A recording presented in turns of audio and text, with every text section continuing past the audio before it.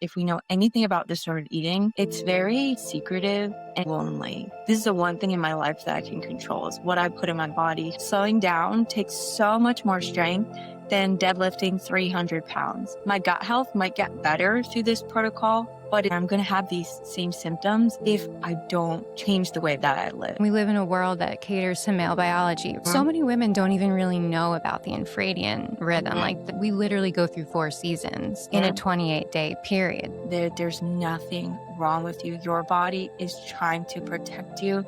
It is on your side. It's trying to keep you alive. Our bodies were developed this way for a specific reason.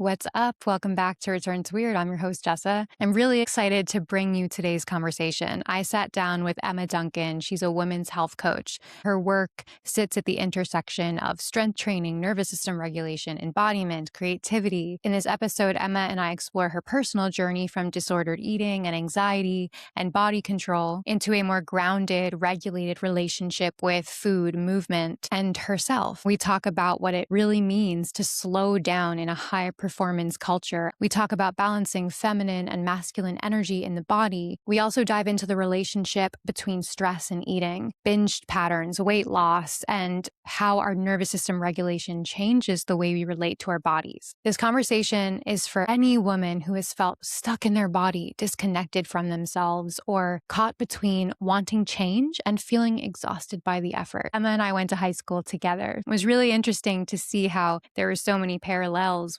between both of our journeys and how it kind of landed us into this space of embodiment, coming back to the self, and spirituality. So time to return to weird. So over the years, I've watched your journey with fitness evolve into something much more centered in healing and embodiment. And it has been really inspiring to witness. I know you've been open about your own struggles with anxiety, gut health, and inflammation. I'd love to start there and hear more about your journey with all of this and how it's unfolded into where you are now. Yeah, I love that question. So I think it's important sometimes to start where it all started. So in high school, very much the same high school that we came from, I think myself, probably a lot of other people, struggled with disordered eating. And if we know anything about disordered eating, it's very secretive and it's very lonely. So I remember at that time dealing with a lot of anxiety. I was constantly having migraines at that point that nobody could figure out. Sometimes I would just randomly black out. And it was a really tough time for me, but it gave me kind of that sense of control. And I say this because it will come back later on of all right, this is the one thing in my life that I can control is what I put in my body, how much I put in my body, if I binge, how much I purge. And so later on, over the years, my parents, they sent me to therapy, which was really helpful. But the one thing that I remember really helping, breaking that shell, is when I started strength training in the gym. Because for the first time, I think ever, I'm oh, I have the ability to feel strong and be strong. And the more physically strong I got in the gym, I just felt stronger emotionally and mentally.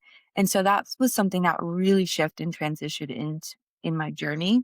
And so that over the years, it ended up in CrossFit and more performance based and eventually powerlifting, but it really gave me that sense of empowerment.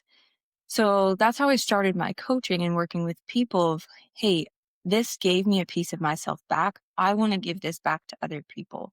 So I started out very much a performance-based coach in the CrossFit scene, helping people feel better in the gym. And so over the years, I've realized, wait a second, there's so much more than this. And if we really unravel that, I was still tracking my macros to the gram. I would get anxiety if I missed a gym session and I didn't go 5 days a week. And so that really developed and manifested in my body with chronic gut issues. I herniated a disc. I remember at some point I would have debilitating pain. I would be hunched over and my gut would be in so much pain. And so again, I got to a point where I'm I need help. So I got testing done. I got certain supplementation. I went through a protocol. And the one thing that really helped with this protocol is I told myself, hey, I need to slow down. I can't keep going at the same pace because a lot of, let's say, athletes or high performers, they're go, go, go. And that's their escape of like, I just have to keep going so I don't have this anxiety and I'm not thinking anymore. And so that was honestly the hardest thing I've ever done. And I always tell my clients of slowing down takes so much more strength than deadlifting 300 pounds. And so it was at that point that I really realized if I really want to help people sustainably, I have to help them in slowing down and regulating their nervous system. And it was so exciting to just learn so much about our nervous system and our gut health and our hormone health and how everything impacts everything. And then we got to this point, and I still have so much to learn, but it's been so empowering for me to really get to help women on that deeper level. What gave you this idea that you had to slow down? Did it come Mhm. from you internally, your body, or did you hear something or Yeah, hear the that's a word nervous system? How did that yeah. unfold for you?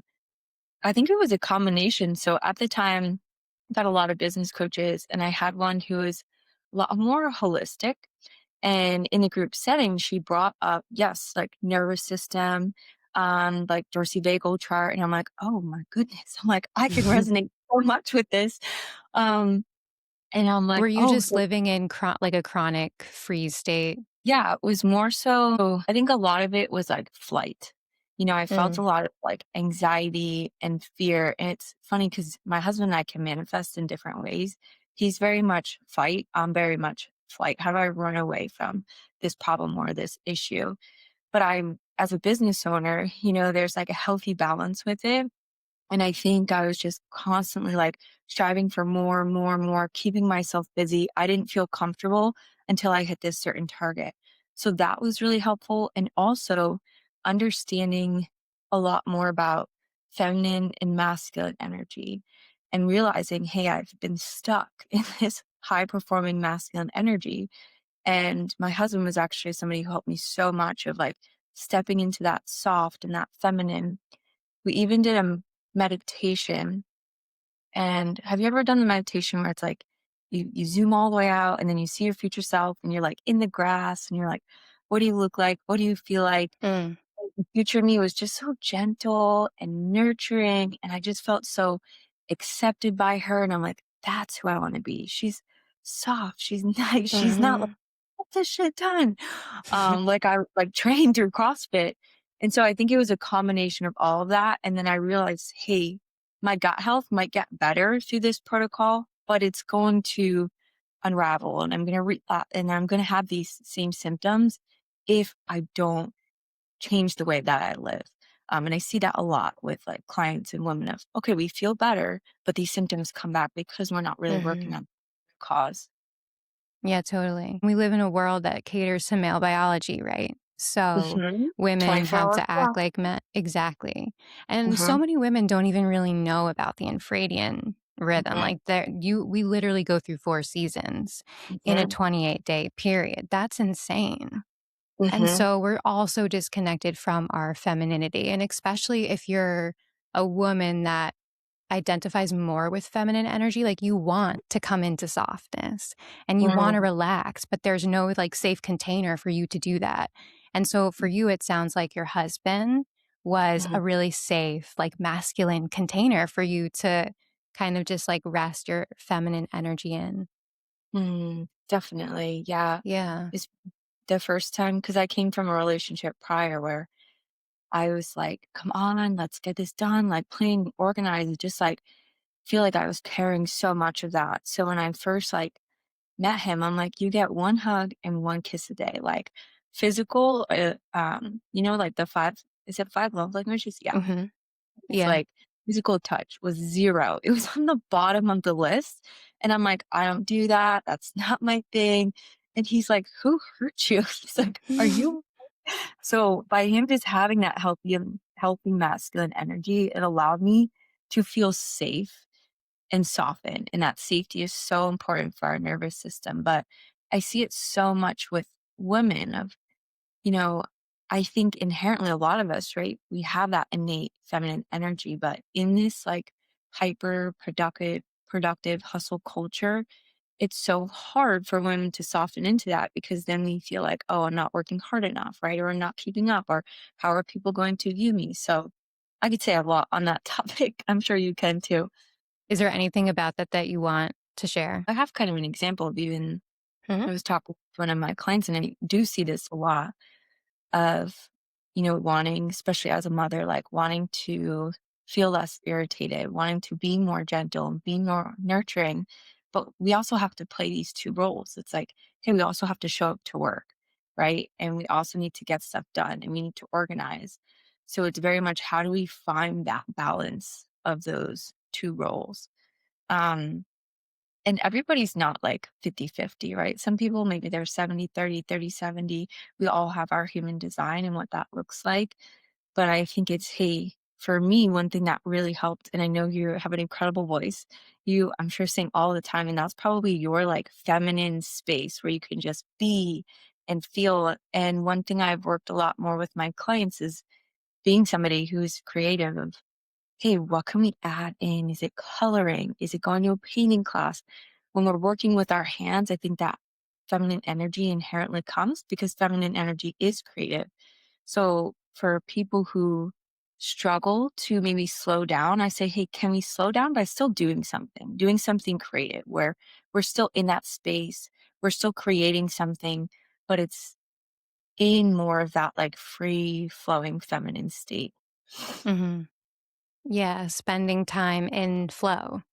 Hmm. Yeah, it goes a really long way. I feel like when I started on my journey back to my body, I would just, like, sit down and naturally just start, like, dancing or, like, moving my hands, and Yeah. honestly, some light language, which I don't Yeah. know if I'll ever share that publicly, but it's Yeah. been a way that I've connected and even using light language to clear out certain blocks within my body, Mhm. sending sound and vibration to certain areas of my body. But that's another thing. But Yeah. yeah, I think it's really important to spend time connecting with yourself and being in movement. You said initially strength training was really Mhm. helpful for you, but then it became like this control thing because you were like, maybe it was Mhm. really just you felt in control and that felt good, Mhm. right? And then ultimately it led you to where you are now. So it's like it's all divine Mhm. anyways, right? Like, one thing you said that I really like is, um, or it just goes to show, like, very much it's intuitive, and Mm, sometimes you might just allow yourself to stand. And I had like took like a sensuality class, and it was just this woman one on one. And she's like, I want you to get up and dance to this music. And I was so uncomfortable. I'm like, this just feels like so rigid and hard for me. But the more I did it and just allowed myself to like free flow, like no one's watching, close your eyes. No one can even be home, right? You can do it with yourself. But movement is so intuitive. That feminine energy is so intuitive. So just like you said, can I like send my breath somewhere? Can I have this like deep, powerful voice? Can I move the way my body's just craving? Do I want to like jump up and down? Do I want to just move slowly, right? Do I want to, or you go to yoga, they're like, hey, do cat cow, but move your body in a way that feels good. Like everything is about what your body's asking for. So I think again, it's that mix of, hey, can you have a little bit of structure, but just mhm, trust the body that it has the answers. It knows what it wants. It knows how it wants mhm. to feel. And this is so hard when you're coming from a history of disordered eating. I've struggled with Mhm, this stuff myself. And mhm, also when you're coming from maybe some body dysmorphia, or we don't need to call it that, but mhm. just some body image issues. Like most Yeah. women struggle with this. I felt a little resistance to wanting to like be with myself. Like I just want to lose weight. I just want to Mhm, look good, and I want to stop eating all of the things that I want to eat. The priority isn't necessarily nervous system care and mhm. connection. What would you say to women that maybe feel like I really just want to lose weight or I want to hit this goal? I want my physical body to look the best that it can. What Yeah. would you say though if they're coming from like chronic dysregulation or they just can't be Mhm. with their body? Yeah, that's a great question. And I think everyone is different. But one thing off the bat, I'll always tell my clients of, hey, let's focus on how your body feels first, and how your body's going to shift and change is going to be a byproduct. So body neutrality, right? And there's body positivity, body neutrality. body positivity, and this is my opinion, it's still focusing on what your body looks like, right? Or like you're looking in the mirror, oh, I love how my hips look.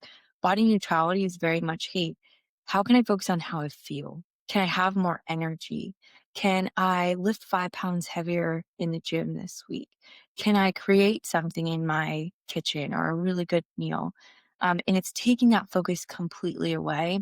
I tell my clients, if you just trust that, right? And imagine we feel better and we're cooking more for ourselves and nourishing meals, your body's going to shift as a byproduct, but it's not the main focus.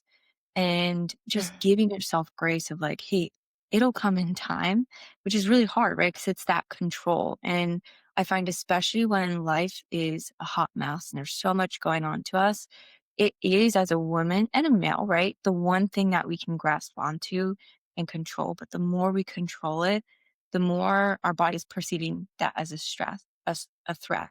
So I think it's that Mhm. fine balance of like educating them, but also having that body neutrality piece. Yeah, it's really interesting. I was just having a conversation with a client who Mhm. struggles with a lot of body image stuff, but she's also living in chronic dysregulation. Going to the gym and lifting makes her really tired and more stressed. So I'm curious, what do you think about that? Do you think that depending on somebody's nervous system state, they might need to take a break Mhm. from lifting or like hit, like high Yeah. intensity? Yeah, that's a great question. And I'll give kind of a couple examples. So we had one client who's dealing with a lot of gut issues and in high stress. She was doing CrossFit five times a week. So he said, "Hey, can we just test?" I always like to say with my clients, "Can we just like experiment, right, for a month, 2 weeks, nothing permanent, especially if they're like, no, you're taking this away from me." And go to yoga and just see how your body feels, right? Is it more helpful? Is it less helpful? Some clients might even feel more stressed out while we take that piece away. So I think it is so individual. And just like you said, it's noting, all right, how do I feel before, during the gym, after the gym? Now, also, especially for highly sensitive people like myself, it can totally depend on the environment. So let's say the gym has a lot of like fluorescent lighting and it has loud music and you're in really tight clothing. These are all very like masculine energy tasks and environment. So she might feel so much better in like a free flowing yoga class where the sounds are soft and the voices are soft. And it doesn't have to be forever because strength training is really important as women. But you might go through a phase where it's like, all right, let's incorporate some of these more feminine energy ways of moving. And then how do we feel about strength training? Another thing to dive into is, and this is something that shifts for me, is she following like a format, a program? Is she following nothing when she shows up in the gym? Again, it could go either way.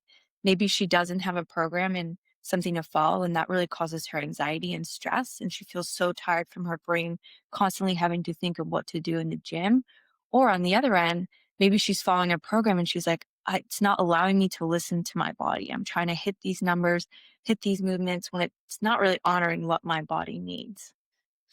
That's a really good point. Just to back up just a bit, because you mentioned strength training is really important. Can you share more about why you Yeah. think that's really important?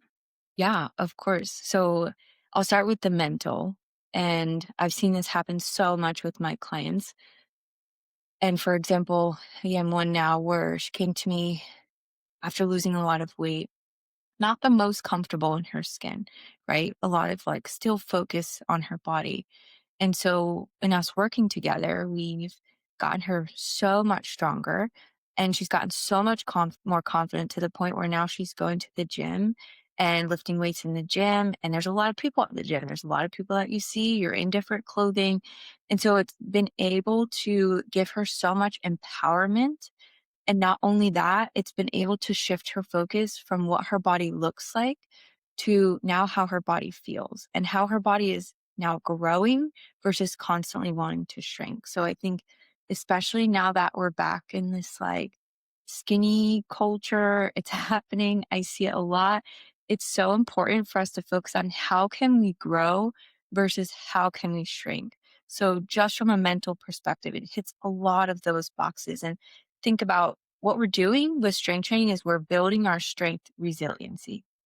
So now when I show up to work after years of strength training and something that used to always irritate and bother me and stress me out, now I can just have a like so mentality about it because I've built up that strength resiliency. Things don't get to me as much. And then just from a physical point of view, um, just building muscle in general, right, reduces the risk of osteoporosis. There's been Mm. studies to show that it helps with our mental health and dementia. And so, all across the board, it hits those boxes. And it doesn't have to be anything crazy, right? It could just be you going in the gym and doing what feels good. It could be body weight training. It could be you taking up a certain program and maybe you're training for something like a powerlifting competition, whatever it is. I think there's so many different ways to add and incorporate strength training. Yeah.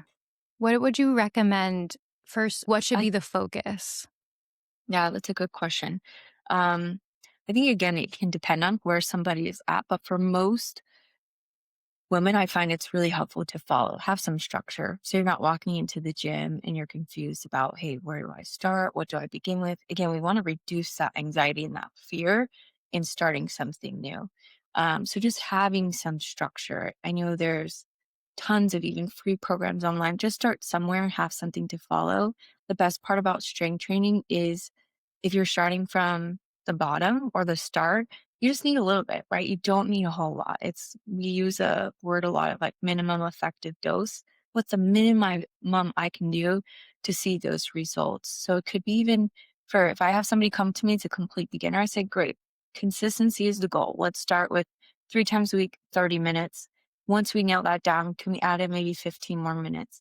Can we just keep adding and adding and adding until you feel really comfortable where we're at, or we get Mm. to a good place where we have enough to see those results. So Yeah, can vary. consistency Yeah, is consistency is oh so important. I went back to the gym. I think because I share with you like over DMs, I was like, yeah, I yeah, had to like take a break. I feel like I'm in a place where I can go back and be healthy with it because I would do it like obsessively. I would be mm, like, oh my God, I need to get to the gym. If I don't, my life's over. It was yeah, really dysfunctional. It's interesting to see how taking that break, I'm actually doing deadlifts correctly because I'm more connected with my body and I'm like really feeling my muscles as I'm doing it. It's so empowering. right? If you can feel empowered through that, think about how that could empower you to maybe start a podcast and show up on your Hmm. right?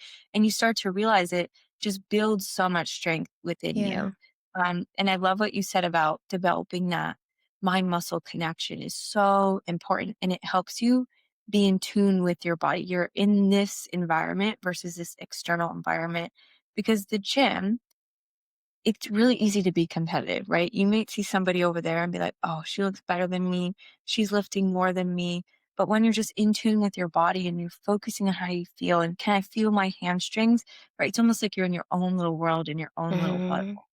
Plus, you're building more muscle by doing that, which is Mhm. Yeah. It all ties together, right? When you come back into your body, you're way more focused on how you're feeling. Yeah, comparison, sometimes it's still there. Like, it's not like a magic pill where all of a sudden you don't compare yourself anymore. yeah. Like, that narrative can still be there, but I find that instead of it being, like, right here, where it's so close to me, I don't even know that I'm doing it. It's now here, and I can engage with it differently. I mean, for some reason, I'm thinking about the high school we went to because I feel Yeah. like it was such a bubble. Honestly, like, it was like Mean Girls in a lot of ways, no exaggeration, and I feel like the competitiveness and the comparison amongst women was insane. I've talked to other Yeah. people, and they did Yeah. not have that experience in their high school. Really? Mm, Maybe that's my, yeah. individual experience, Yeah. but I mean, it's also like Westchester, New York, like, Yeah. it is a very privileged, white, upper class Yeah. place, you know what I Yeah. mean? I did wanna ask you a question because you mentioned you struggled with binging, so I'm changing the topic a little bit. Do you know who the binge eating therapist is on YouTube? Mm-mm. I used to watch her videos a lot with No. this other lady named Stephanie. They take like a somatic orientation, and one of the things they say, and I've heard it through a lot of people that like are coming from a somatic perspective. They'll Yeah. say that you can't heal binge eating and lose weight at the same time. You have to let go Mm. of wanting to lose weight in order to heal binge eating. What do you think about that? Yeah. First of all, I agree with you on high school. We can totally circle back to that because I think that's where a lot of my things stem from. Okay, Um, cool. but Not yeah, cool I that think that yeah, is why, but cool, cool, we can circle cool where back. it um, but I do agree with that, because when we think about we're trying to not have so much control over our body and losing weight. Yes, it can be done with like eating intuitively, and it can be done through healthy means for sure. And for some individuals, it is necessary to be healthier, have healthier markers. But I think giving yourself space to not have that pressure is so important. And one thing we do with our coaching is we have different phases. So we have this first phase where we're not focused on weight loss at all. We're focused Mm, on foundations. Can we drink more water, eat more vegetables? How can we reduce stress more? Do we need to be consistent in the gym? It's really focused on building those habits. And I always say, if your body changes as a byproduct, awesome, it probably will, but it's not the main focus. If I see that my client is really struggling with body image, we're not going to push a calorie deficit or weight loss because that's only going to cause us to spiral, right? And grasp onto that control and stress out even more. So it's really important to have that foundation in place before we kind of shift gears because it can be a very sensitive place, right? And it can be triggering for a lot of people. It could bring back a lot of specific thoughts. Um, and so whatever that timeline looks like, it might be a year. And I think that's where body neutrality really comes into play. Okay, that doesn't mean that we don't have any goals, but can we reach for something outside of losing weight? And it really allows people to see the opportunity that there's so much more that we can work on than mhm. just losing weight. Yeah. I think for me, it was helpful to know too that when you cut calories, at the end of the day, like you are an animal Mm, with this like yeah. ancient technology of a nervous system, right? It's so primitive. If you cut calories, your body's like, oh my God, it goes into a state of urgency and Mhm. scarcity. Yeah. So then you're being flooded with all this like stress physiology. And it's like, oh my God, I can't eat. Food isn't available. Food is scarce. Yeah. Right. And so then I think that that perpetuates the binge cycle. That's just helpful to know too. Like there's nothing wrong with you. A lot of this is just physiology. Mm, mm, yeah. But you said something that I think is so important for people to hear is that there's nothing wrong with you. Your body is trying to protect you. It is on your side. I have so many people that's like, what's wrong with my body? I can't lose weight. Nothing's working. Hey, it's trying to keep you alive. If you're eating 1,000 calories, it's trying to keep you alive. It's not going to have a period. It's not going to help you make a baby because it thinks that it is in a famine, right? And I think when we think of it as being so primitive, it ties those pieces together. Oh, our Hmm. bodies were developed this way for a specific reason. So I love that you said that. It's so, so important, I think, for everyone to hear. Yeah. Your body goes into this conservation mode and it's holding on Mhm. for dear life and everything is like tight and restricted Mhm. and like your world just becomes smaller. If somebody is listening and they're like, "Okay, I feel like that's what's happening to me." What is the first thing that you would recommend they begin to look at? Yeah, that's a great question. And I think it's important.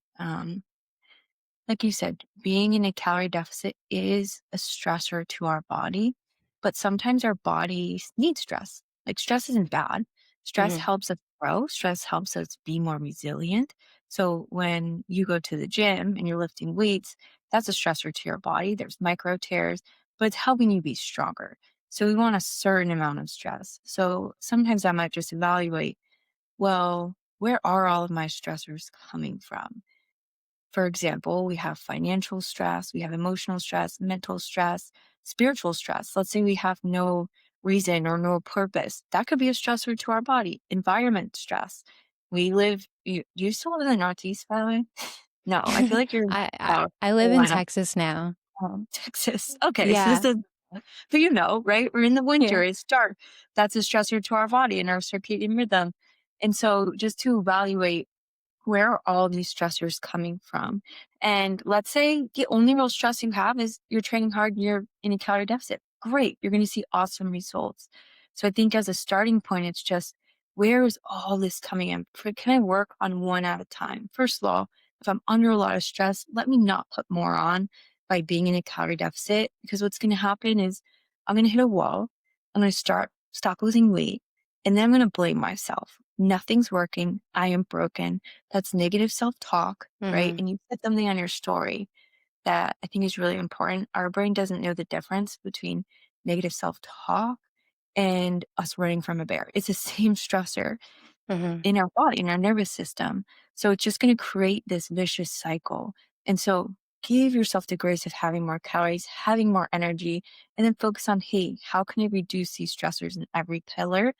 We even have a worksheet we'll give our clients of each pillar of like, hey, name out the stress in everything and let's just start tackling that one at a time. And people sometimes are like, what?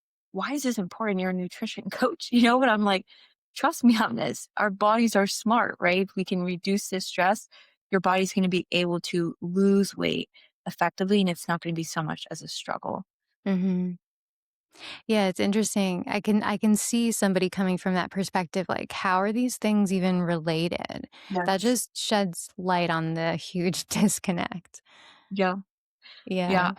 We even have like a feminine and masculine energy worksheet because we work with a lot of like high performing type A women, high stress.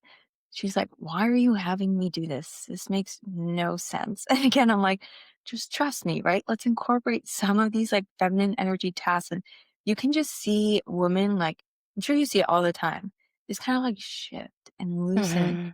Maybe talk a little bit slower. Maybe they're not like so chaotic in the background. They're not driving while they're talking to you. And it's those small little shifts that make such a big difference. This isn't funny, but for some reason I'm laughing because it is kind of funny. Like, Yeah. there's this video, it makes me think of it's this girl because she was exaggerating it. That's why it's kind of funny. She was like manically cleaning like Yeah. her house. Like, I feel like we've all done that, Mhm. especially when you've come from being in this, masculine energy and just totally disconnected with the feminine. It's so So true. I saw on I think it was your website, had this hormone archetype quiz. Is there anything that you want to say about that? Like, what are the archetypes? If That's a great question. That's for one of the courses I do with my colleague. She's really smart, and it's so fun to do it together because we coach very similarly, but we each have like our own perspectives. So it's a 12-week course called Nourished and Free, and it really is to tackle more of like nervous system regulation. If you have period symptoms, like how do all these interconnect, gut health issues, and it's really setting that strong foundation. And we talk about feminine, masculine energy. We talk about blood sugar control. Um, and so one thing that we put together was the quiz.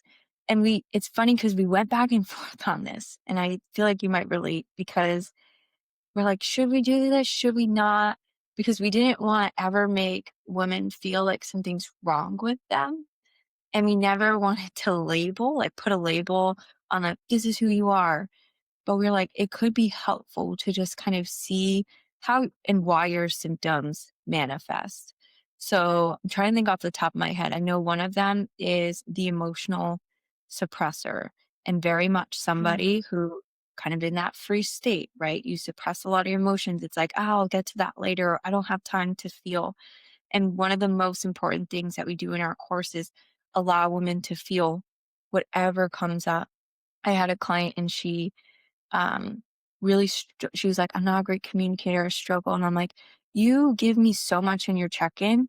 This is just a story, right, that we're telling ourselves." And over time, she's been doing more and more poetry and really just using her word, which is so important because I think, and we talk about this in their course, there's been shown to see a correlation between women who have thyroid issues and women who don't put power to their words, right, or have trouble communicating. And it makes a Mhm. lot of sense.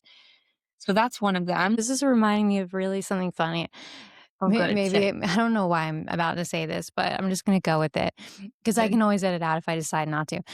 Perfect. I went to this channel. She was like, "You eat the words that you don't say," Oh. and I was like, 'Cause I didn't tell her about, like, that I Yeah. struggle with, like, binge eating restriction stuff, and she's like, "You Yeah. eat the words that you don't say," because she was exploring my throat chakra, and she was like, "Yeah, you have, like, a little girl in here that's really just suppressed." So that was funny. I mean, not That's funny, so but, cool. like, That's really powerful, it's though. What do you true. feel like that meant for you? Like, how do you feel like that resonated with you? Yeah, I mean, it's totally because I didn't feel safe to be authentic. Mhm. And I've been working in somatic therapy with exiles, like from an Yeah. IFS perspective. Exiles are these parts that are holding big, big emotions and burdens that we Mhm. exile from our system because they're not safe to be with because they're Yeah. overwhelming and they'll flood the system. So Yeah. so the protective system keeps it down. And yeah, I have exiles in my throat. And it's so funny because I don't know why I keep saying it's funny, but it's like ironic or it's just Ironic is so a good on word. point because sometimes I'll say something and I can feel discomfort in my body about saying that thing, and my voice will like start to crack. And I'm like, what? When you don't feel safe to be who you really are, there's this, there's like compensation. It takes energy to Mhm. hide, to Mhm. dim yourself. Like that takes a lot of energy. That's kind of how I see it. Yeah. The food was Yeah. just like self soothing. Mm. That's really interesting now, because when you think about it, like, you eat the words that you don't, right? Those live within inside you, and they can affect everything. They really can, and I've seen a Yeah. lot of times of women not having regular periods, or we develop something like PCOS. And so there's so much power. And for me, I was always like, I'm not a great communicator. I can't speak. And my husband's like, "You're a great communicator." He's like, it for me, it was just hard. I don't know if you relate. Sometimes, like, you have these thoughts and it's hard to speak them out loud, but you have, and I Hmm. know you, yeah, I know you do. You have such deep thoughts, but you're like, "How do I get this out?" So we just keep those in our body.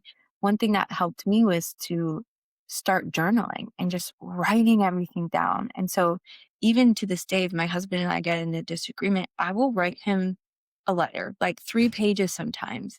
And he's like, "That was so well communicated." Because if I speak it, sometimes I get frustrated or I can't speak what I really wanna say. So if I don't speak what I really wanna say, I eat those words, I swallow those words, and that's now living inside me. Or it might just be like you screaming, right? And you like yelling into a pillow, or you just like having a deep moan and like letting out some form of voice, I think is so important. But again, it doesn't always have to be spoken. Sometimes it is written, and it does that. It has that same effect. Yeah, I love that. Writing is such a useful tool. Mhm. It's been like a game changer. Mhm. Do you feel like it's because you feel safe in your own space and you can just give yourself time to process it? There's no stress or pressure to get it right Yeah. or communicate it because you're just writing. You don't need to give the letter to this person. It kind of Yeah. takes a lot of the pressure off. It definitely does. And I think it allows me to flow, kind of like Hmm. surrender. So one thing that's been happening recently, so I started this book called like Artist's Way, and it's very much like a spiritual journey for stuck creatives. Um, So I was so creative in high school that I went to fashion school, and once I dropped out, no more. I just completely blocked that part out of me. So I've been trying to dive into that more. And what I've realized, and this kind of goes into spirituality, is like really my creativeness is God. It's God's gift, and God meaning like within me, love, spirit. And so sometimes when I journal, I'm like, hey, don't even think, just like let God like speak through you and write whatever words come to the page.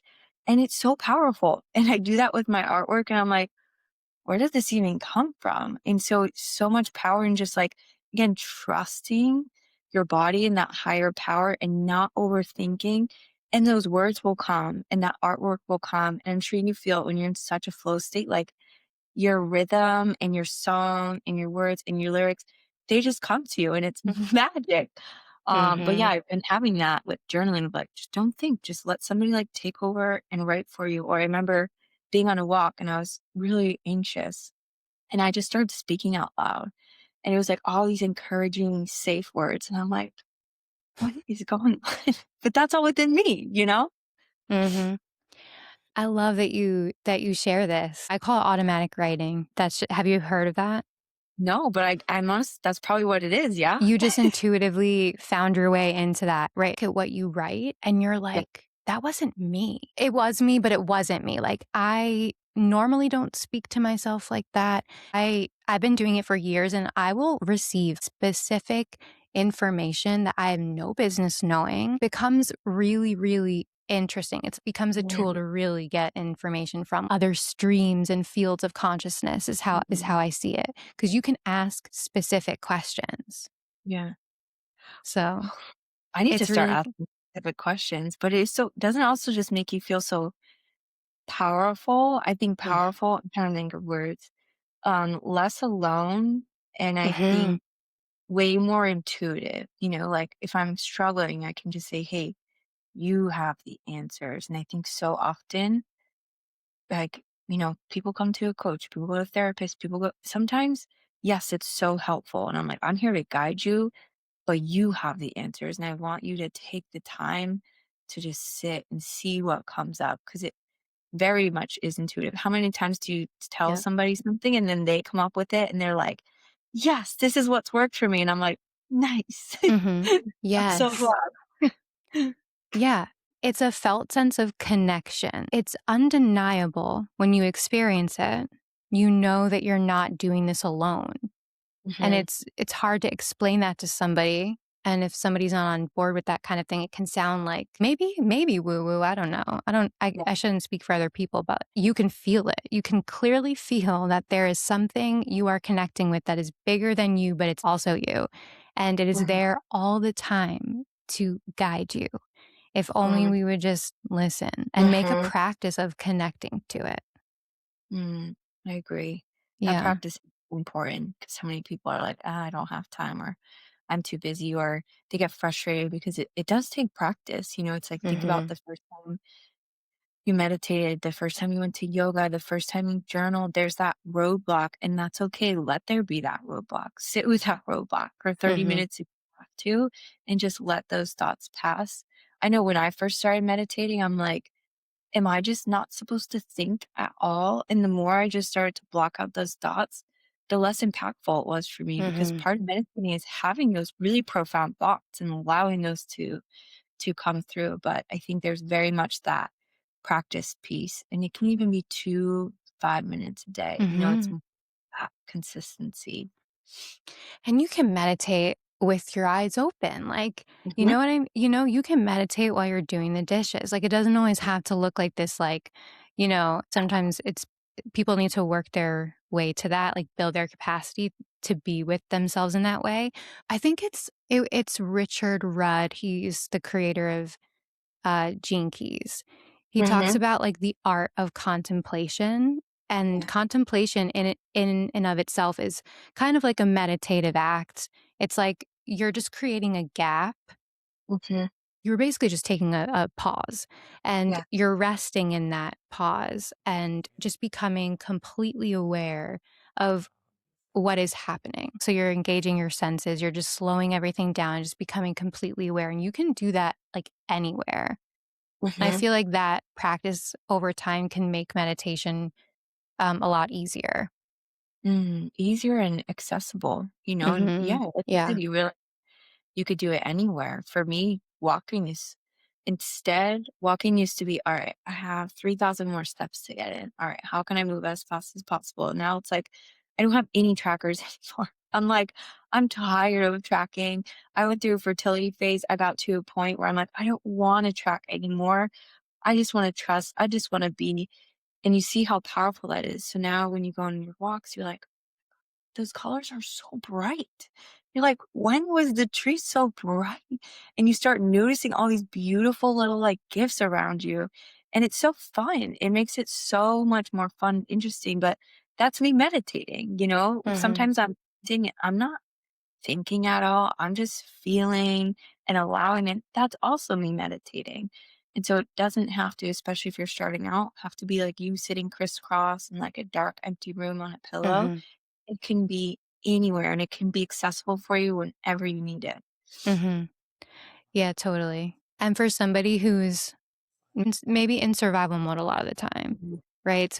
The idea of even just taking a walk Mhm. just because and noticing things, like, that's not even a thought. Do you know what I mean? Mm-mm. Like, Yeah. they're just running a program, like, on a hamster wheel. There's actually no space. You don't have spaciousness in your system. How can awareness come in? You can't really change your identity because changing your identity is changing your belief system, right? Like, you Mhm. can't actually change your identity and step into a new state of being until you have enough space in your system for that awareness to come in so you can even become aware of like that old program when it's occurring and then create like a different relationship with it and then like slowly but surely begin to change the belief systems and the identity. But the Mhm. regulation and the awareness like has to come first. There has to be space. And I think even, like, taking exactly what you say and putting it of, like, my experience, which you're so right. There has to be that point of, like, it's almost like, at what age do you actually become conscious? I don't know, maybe no, like 3 years old, 5 years old? Like, I always say, like, all of a sudden I kids are like, "Whoa," they just wake up and they're now, like, remembering things, and so it's that point of you have to have maybe that urgency, or maybe it's you see something, you're like, "Oh, is that me?" You know? It's like, maybe I do wanna change a little bit. For me, I think there was that leading up to this moment, and the thing that changed everything is Eckhart Tolle, The Power of Now. I read that book, and I'm like, "Oh my god, that's not normal. That's not normal to constantly be thinking about, like, what I have to do in the future and the past." I remember it being so mind-blowing, and it took me, what, like, 23 years to get there? And then, just like you said, that gave me the awareness, right? The consciousness of, "Oh, wow, I don't have to live that way." Because how many people don't even get to that point? They just think it's normal and innate for us to constantly be thinking, thinking, thinking, and not in being mode. And then I was able to use that tool, and now I have the awareness of, "Oh, wow, I can shift, I can change, I can be conscious and, like, be aware of the thoughts that I have, and it's not something that rules me." I could just start to observe them, and the more I observed them, the more I was able to write about them and feel that, right? And it's just this long journey, Mhm. but you're right, it has to start somewhere, and it has to start with something, um, but it is that piece, and then I think there's that education of, "Oh, whoa, okay, I'm learning about my body and what's," I hate to use the word normal, right? But what's consciousness and what's not, and how do I dive into that? But yeah, I remember that book being the first one. And I'm like, wow, this is, I remember that feeling. I was on an airplane. I'm like, what the hell? How old were you? Do you remember? I think that was like around 23, where I was like very much like just starting a career.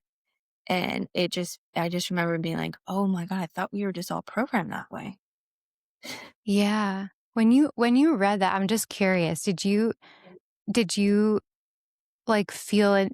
Did you have a connection with the spirituality of it all? Like, or were you spiritual? Like, I'm just curious about that part Yeah. of your journey.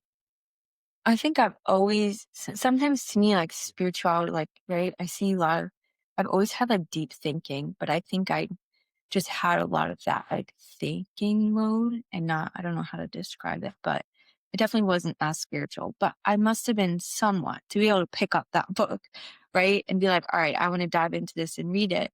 My parents had all these, like, Ram Dass, Eckhart Tolle, like, they have so many of these books on, like, Buddhism and Zen, so I think at some point I must have seen it and recognized, like, the cover or something in my home and picked it up.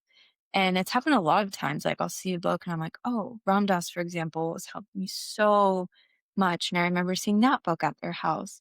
But I think at that specific point, um, I wasn't as spiritual. And then I remember reading it and just feeling like this kinda, like, out of body, like, connection of, like, "Oh my god, I'm," again, that control is like, "Hey, wait, I can be in control of this, right? I can shift, I can change my Mhm. identity. I don't have to live this way. This isn't who I am." It's like, now I've really realized, hey, I'm spirit, and this is my human experience. Everything I go through is my human experience. If you do something to piss me off, that's your human experience, and that's my emotion to deal with. So it just creates this, like, beautiful disconnection, not in a bad way, but like maybe you Mhm. understand like disconnection to be that like we're all connected, but we're also very disconnected at the same time. I'm resonating with what you're saying in the sense of like you stop taking things so personally because you Yeah. can see that you can zoom out a bit and see that there's a bigger picture here. We're all kind of playing these roles Hmm. and like supporting each other in some kind of like underpinning like evolution, right? That's occurring. But Yeah. if we don't have that awareness, it's so easy to feel like a victim to life. Yeah. And it's also really important to honor our full emotional experience and Mhm. our lived experience. Yeah. And if that is a victim, like it's important to be with that part of you and create a relationship with it and not make it wrong. Hmm. But I think keeping that awareness in mind is really, really, it can be really helpful. Hmm. As long as you're not spiritually bypassing. Cause I did that for a really long time. Yeah. And I was realizing I'm just like floating above my body, not actually being with my emotions. I'm just like, oh, well, I chose this. My soul chose this. So I can't be upset about it. And it's like, no, I can be Yes. upset about it and honor the fact that I believe I chose this Yeah. experience. That's so true. I think there is also that part in your journey where I know for me, it was kind of like lonely in a sense because you're like, oh, wow, I feel like I'm on like a different plane than so many people. And I've honestly felt that way all my life. And I think bringing back up high school, I definitely felt that in high school. I'm like, I am like nowhere near these people. Like, this is just not it. And I would like eat in the art room. I would get away as much as I can. Like, that was my safe space because that's where I felt like I could be myself. But at the same time, like, I tried to be like other people, and that's where my symptoms and my eating disorder got so much worse. And so bringing it back, then there's kind of that point where when you go through your spiritual journey, you're like, does anybody, you're we even on the same level of consciousness? Like, Mhm. you're stressing about this, and you're playing your role, and I'm over here like, so it can kind of get lonely, but then you realize that that loneliness is to create feeling that you're creating. It doesn't have to be lonely. So yeah, there's totally that part in your journey where you're like, you're kind of like pulling back a little bit too much. Yeah. I mean, I just am resonating so much with what you're saying. I felt that same way. Do you know what your Enneagram is? I haven't taken my Enneagram in so long that would probably be different at this point. Hmm. I don't remember, but I do know my human design. And I love human I design. did have a book on Gene Keys and I saw it was like in your story and I'm like, but I totally forget about it. But I remember going through that and I'm like, oh, I feel really heard right now. Oh my God, Um, Gene Keys is amazing. I've been studying Gene Keys and human design for like probably 6 years now. There's still so much to learn. Gene Keys is a transmission in and of itself. When you get into it, you just go deeper and deeper. It's like it keeps unraveling. It's like yeah. it's showing you what it is. Um, it's yeah, Gene Keys is really interesting. What's your human design? Because Gene Keys is like human design on steroids, I feel like. And Mhm. it Yeah, it gets into, like, the really, entire genetic coding uh-huh. of humanity, like the Yeah. 64 genetic codes. You can get your holographic chart on genekeys.com. I'm pretty sure it's genekeys.com, but yeah, you can find it online. I know there's so much. I remember like my human design is per 3-6 projector, 3 which projector, that makes sense. I was feeling makes a lot project. of sense for me. And I think what made and my friend who does readings, like one thing she said, like, hey, this isn't like there's no rules, right? But for me, it gave me a lot of understanding of my energy. And it makes so much sense because me, right? I was like hustling through life and like go, go, go. And I never gave myself any time to rest. But I'm also somebody like you give me a project that might take so and so 8 hours, I can get it done in like 2 or 3 if I really lock it in. So Mhm. understanding that, okay, my day's completely shifted. Can I work for 4 or 5 hours and block in? And then can I go create art or like just do what I want and like be outside and go for a walk? So it kind of gave me that permission to feel okay. So it's been really powerful. And then the 3-6 is like you learning through life. And once you get to your 30s, it's like, okay, how can I implement? this wisdom. Mhm. Hmm. A lot of What's your trial and error. Yeah. Yeah, it's so powerful to know your design. It's helped me so much.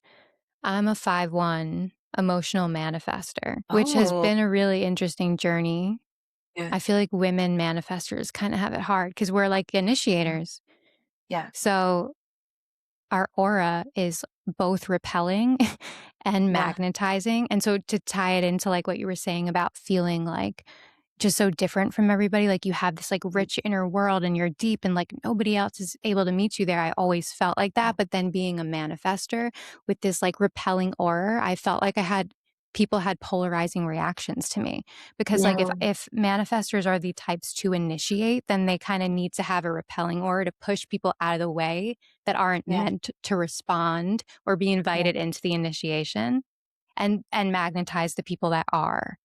Yeah. So, I've experienced that. It's like, why do I feel like when I walk into a room sometimes I can feel their energy towards me. There's like Um, this like friction or something. I don't even say anything and they're like or they like me and they're curious. It's like very black or yeah. white sometimes. It's weird. Yeah. And then the 5/1 is a projection field. So people are constantly projecting onto me Mm. things and then upset when I don't fulfill their projection, when I don't meet the expectation of this illusion they created about me in their head. So it's fun.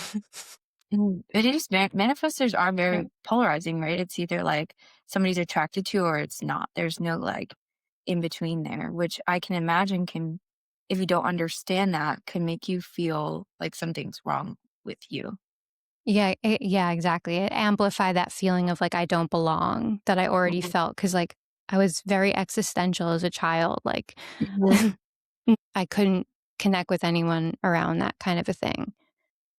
But it's So so hard when you're a kid, you know? It's like how I think about that too. I ask people around here who went to the school here, I'm like, "What is it like? Is there arts program?" Like, I mean, we grew up and it was very much like sport. I didn't play any sports. I don't know if you played any sports, no. but it was like sports, sports, sports. And I'm like, I'm not competitive like this. I don't want to play them. And I'm like, I feel like I don't know, but when you grow up, you can create those environments and you can find the groups where you feel like you fit in, but it can be really hard as a child. And I think as somebody who wants to have children, I always have those thoughts. Yeah. How would you help your future children if you have any? How would you support them? I would say, I mean, we live in one of the reasons we chose this area in like upstate New York, Hudson Oh, Valley, is you're because upstate. yeah. Yeah, I'm not living it's the perfect distance from where we grew up, but I even go back there and I get, like, a visceral when was the last Yeah. time you've been back there? Because Oh I my get a god. visceral feeling. Well, before I moved to Texas in July, I lived in North Carolina for since Mhm. since 2020. What the last time I probably visited New York 4 years ago. It's been 4 or 5 years at this point, I think. But yeah, Yeah. anytime I go there, I'm like, you just get this like, wait, I don't know. But anyway, up here Mhm. there's much more like arts and culture. And like my husband and I went on a mushroom walk. I'm like, oh, we can't wait to bring our kids here. And one thing is I just want to be like, hey, what are you interested? Like, what's your thing? I know my parents were very good of like, yeah, do your homework, but we want you like exploring and having fun at the end of the day. And I think it's so important just like what's your thing? What do you love? Let's put you into that environment. Even if school isn't your thing, you can still have like that safe space. But I don't know. I think a lot of parents now are back and forth of like homeschooling and public school. And you have to think about all of these things when you're planning. But Would you yeah, consider homeschooling? Or I think I won't know until like it gets to that point and I see how my kid reacts to school. I think, I don't know, the whole system is just like grooming, and half of it I feel like is yeah, unnecessary. And I have a lot of thoughts on it, but I also understand the benefits. the Um, socialization piece. yeah, right? I think that's a big thing. And Yeah. sometimes, there is bullying, but in some cases, it's like, all right, you learn how to overcome that. So I think it all comes down to like, what's your support at home and outside of school that can really Yeah. come into play. But it's so sad, right? If, like, you grow up you go to school and you're like, "Oh, I'm not a good reader, I'm not good at math," and for me, I'm always like, "I'm not smart." My husband's like, "Yes, you are. You just because you're not smart in these specific areas," Mhm. but I think so easily to label yourself, like, I got, like, C's, B minuses, D's in all of those classes except for art, but I felt really dumb, and I felt stupid. I know, it's crazy, right? Mhm, It just caters to neurotypical, but even then, it's still just there's this is like a whole can of worms, so I won't go there, but, like, I yeah. I was put into, I think they said I had a learning disability because I was in resource. Mhm. Like, Oh. when Oh my really god. my home life was so fucked up and I couldn't Mhm. focus for shit, and I had no parental guidance, so nobody was like, "Oh, you should probably study and pay attention in class." It was like, you're a woman, you're just gonna go to school and just pass, you'll marry a rich dude, and, like, that'll take Yeah. care of you. Traditional Italian household, but it wasn't at all about my capacity or abilities, it was, like, my home life, but nobody Yeah. they don't explore that. They're just like, "Oh, you're a problem, and here you go." And then I just felt so dumb my Mhm. entire life until probably college when I started actually applying myself, and then I started to get straight A's and was like, "Wow, I'm actually not stupid." But that Mhm. programming was so deeply embedded in me that it was really hard to, like, accept that I wasn't dumb. Mhm. So Mhm. That was it's my same journey. Once I went to college, I'm like, straight A's, I'm like, "Oh my gosh, maybe it's because we didn't have that same environment or pressure." I don't know what it is, but something clicked into me. I was like, "Wait, I like to study. I like to learn." Like, and probably it has because you to liked what you were studying too, right?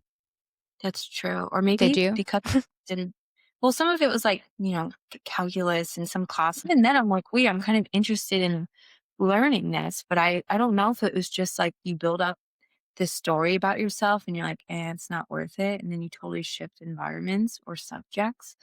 But I felt that same exact way. I talked to a teacher from high school and it was kind of sad because she's like, they're really pushing science and math. So nobody's in the art classes anymore. What used to be like 20 people is now like 5 people because they're Wow. pushing that. That's what looks better on a college application. And I'm like, first of all, it just makes me so sad because if I went to school during that time, that would have just impacted me so much more. It made me feel so much more alone and lonely. And also, she's like, kids' attention spans, what used to take you guys like a day takes kids now a week. And so it's just so interesting over like what, 15, 17 years since we get into high school, how things shift, Wow.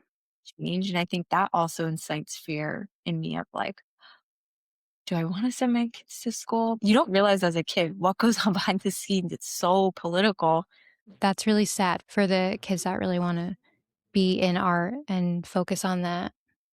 Yeah. And just have a different outlet. I think, Right. especially in age, like I look at the art my parents kept, and it was dark. It was like me holding up a mirror and crying, like me with the words like "You are not yourself." I had you probably don't remember this, but I had like one in the display case, and it was a skull getting its head blown up with like blood spewing everywhere, and they Wait, took it down.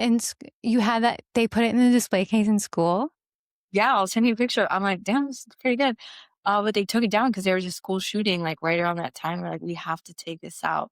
And it was, like, skeleton because I had like, at the time, it was, like, this woman with, like, her bones showing through, and I look at it, I'm like, "Thank God I had that outlet to be able to, like, express myself," you know? And it's like, think about how many kids need art or think about art therapy and how helpful it is to just, like, get that energy out onto paper. So I think that Yeah. especially makes me sad, but you know what? There's different areas, that's why we moved here and we have Woodstock and all that.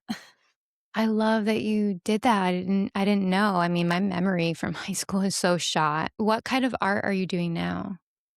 I'm doing a lot more of like acrylic, painting, and then colored Do you pencil. have it anywhere for Oh, no. sale or, like, do you yeah.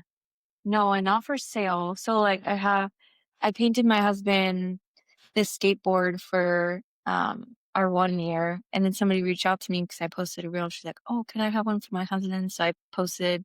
She wanted like this Hobbit home, and then I've made it for, like, presents and stuff, but it is really something, and this is, like for now, I'm like, "Let me just do it." If somebody wants one, they want one, but I find the second I'm like, "Alright, let me sell this and make it a job," it'll take my enjoyment away, you know? And it's Yeah. so hard, I feel like, because 'cause you're like people are like, "Oh, that's so cool, I want one," and you're like, "Okay," and then all of a sudden you're, like, burnt out. So I'm like, "Alright, how do I preserve this for me as much Mm. as possible?"